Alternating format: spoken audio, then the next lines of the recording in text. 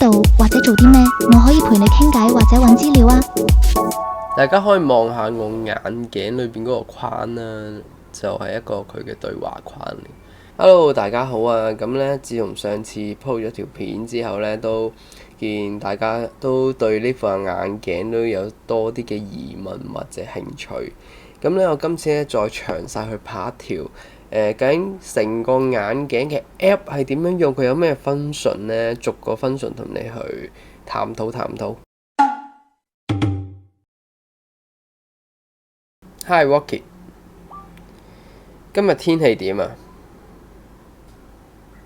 沙田區嘅天氣係陰，氣溫27攝氏度。咁我而家可以做啲乜嘢？而家你身處駿業街，附近有好多食肆同咖啡店，行過去仲有商場。天氣陰陰地，不過都唔影響出街。電量仲有80%幾，夠用一陣。想去邊度或者做啲咩，我可以陪你傾偈或者揾資料啊。大家可以望下我眼鏡裏邊嗰個框啦，就係一個佢嘅對話框嚟。咁佢喺我嘅正前方嘅落少少嘅，佢唔會阻到我嘅嗰個。哦，我睇到你眼鏡裏面嘅畫面啊，好似係個平板或者電腦屏幕嘅內容，有啲影片同時間顯示。你係想講呢個畫面入邊嘅對話框咩？定係想翻譯畫面入邊嘅文字？如果係翻譯嘅話，你可以指點下邊度嘅文字需要翻譯，或者講下大概內容，我幫你處理啊。我想問今日有咩新聞啊？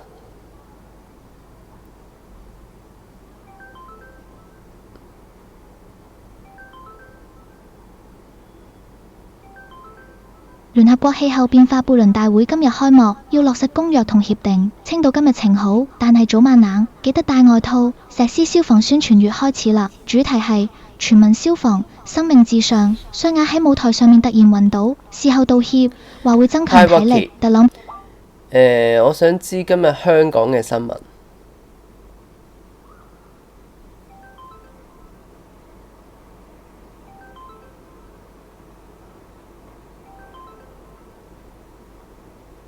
納米手刀嘅內容有啲敏感，換個問題試試吧。如果你係咪想講乜嘢啊？可以再講清楚啲咩？不如你幫我提我聽日9點鐘去買餸啦。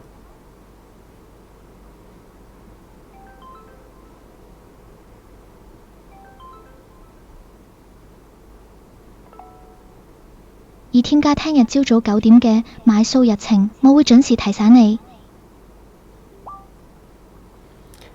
聽日9點唔係買餸，係買餸。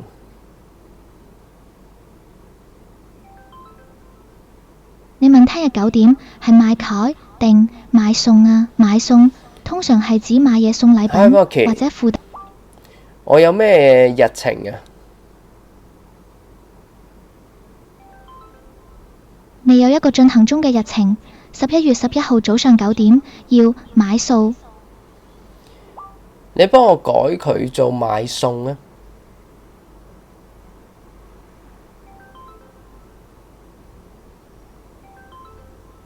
已將買餸更新為買餸，時間維持11月11號朝早9點。拜拜。咁呢，呢個係一個小技巧嚟嘅，就係你同佢講完對話之後咧，你講乜嘢呢，佢都會繼續覆你嘅。但係呢，有個小技巧就係同佢講拜拜，淨係2個字拜拜呢，就可以結束呢個對話㗎啦。咁佢就會關閉咗個 AI 功能，咁樣就咁你都會見到我而家係會有睇到啲通知啦。啱啱彈出通知嚟，其實你都會喺眼鏡嗰度睇得到咁樣嘅。嗱，例如而家我又有一個通知，跟住你又會見到喺眼鏡裏邊 show 緊出嚟嘅，就係咁。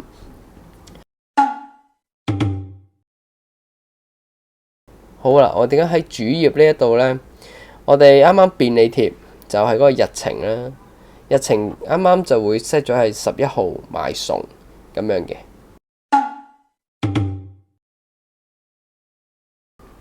Hi Rocky，開啟翻譯。咁佢就會入咗去翻譯啦。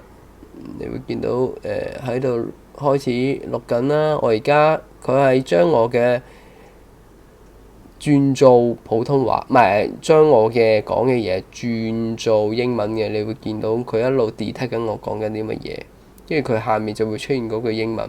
因為我開住咗呢一個雙語對照，佢就會有我嘅原文，亦都會有我嘅跟住翻譯出嚟嘅內容。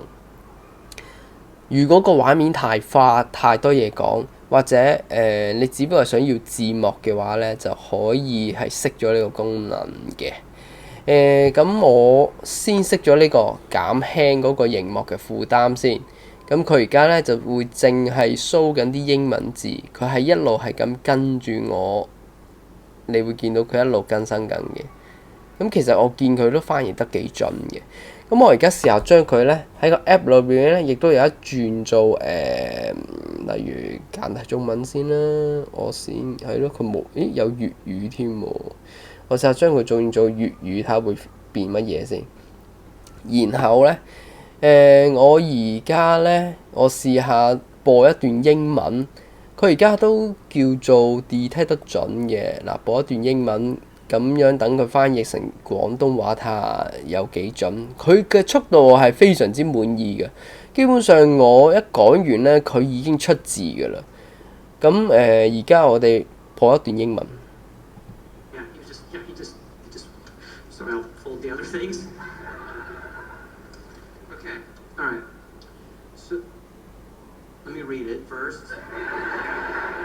I want to set you up good, my guy. I don't want to read it, and then it's super racist, and then I get canceled. I don't want you to catch me laughing at it. And I'm like, oh no, it was really good.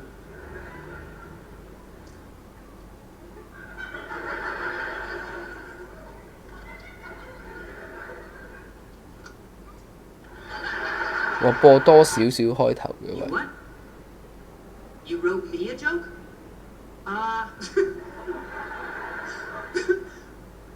I usually do ADHD stuff. Yes, you have it. I can tell.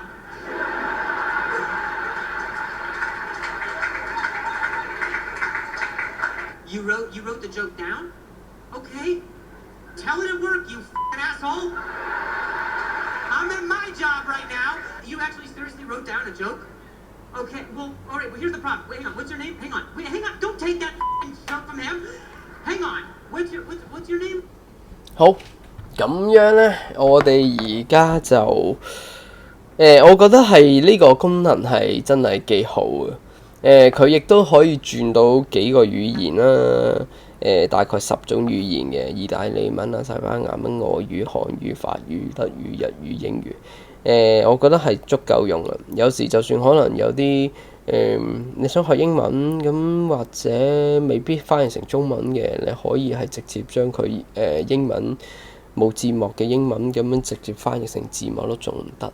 我覺得佢嘅 detect 係準嘅，同埋快嘅，非常之滿意。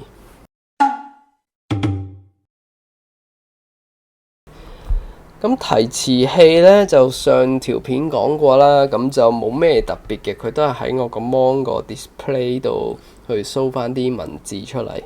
咁我主要就可以話佢係用緊一啲 TXT 檔啦，你可以自己開電腦又好，直接喺個 app 度入一篇稿入去，喺 WhatsApp 或者其他一啲記事簿嗰度 copy， 跟住貼上去都冇問題嘅。你隔晒行嗰啲，佢完全跟照你嘅格式，用咩語言都得。呢個係冇咩特別，咁就略略大過。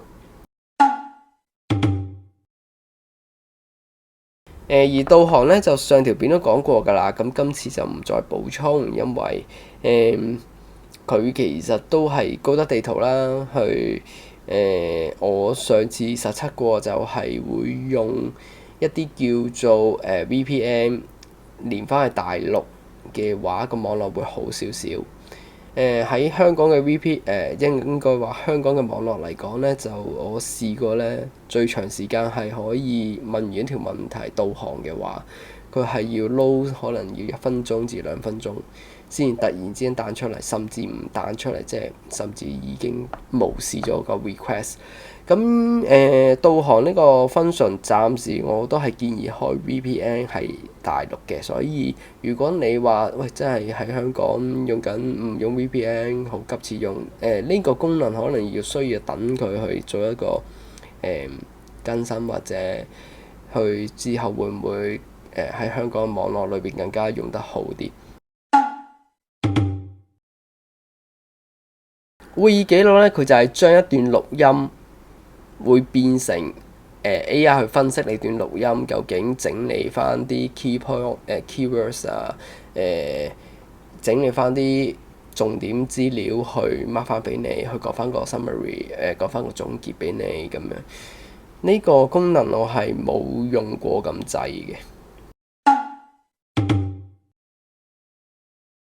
慧眼呢個功能咧，咁我哋可以試一試。佢其實咧就只不過係佢係一個新功能嚟嘅。咁大家如果係內地版，我唔知香港版有冇。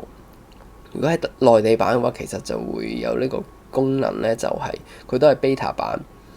佢就係將你眼前嘅事物，你不停咁同佢傾偈，然之後就可以去分析你眼前嘅嘢。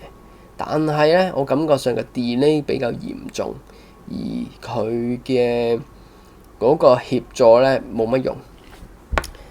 再者咧，就係例如我攞住一個咁樣嘅芭蕉扇，咁我會問佢點樣用啦，同埋佢只限用普通話。咁我一陣間咧就會聽到我啲好有水準嘅普通話嘅，咁樣大家就體諒體諒。好，咁我試一試。我而家開啟佢，見到我同步緊嘅，我眼前睇到嘅嘢就係佢睇到嘅嘢。請問我前面這個怎樣用？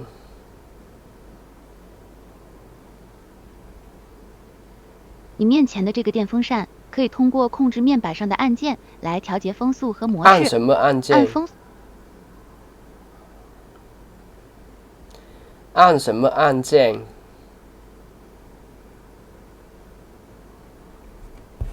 你面前的這個電風扇控制面板上有3個按鍵，一個紅色的開關模式切換鍵，一個風速調節鍵和一個搖頭控制鍵。啟動時先按紅色的開關模式切換鍵，風扇會開始工作，默認為1檔風速，然後按風速調節鍵可以在弱、中、強3種風速之間切換，同時按風種鍵可以選擇正常風或自然風模式。好。咁我而家退出咗先。呢個功能呢，我覺得係佢係即時嘅畫面去同你做一個對話，你可以將眼前嘅景物去問一問佢，但係我覺得佢嘅仔細程度係唔夠高嘅。佢一個普通嘅 AI 去辨別你眼前嘅景象，不過佢可以連續地去辨別。咁樣呢個功能咧就有待大家睇下點樣用佢啦。好，呢個咧就係通知，咁你就可以揀開定閂啊，可以揀去邊一啲嘅 app 嘅通知先至 show 出嚟啊。呢啲就大家可以去到時 set 下啦。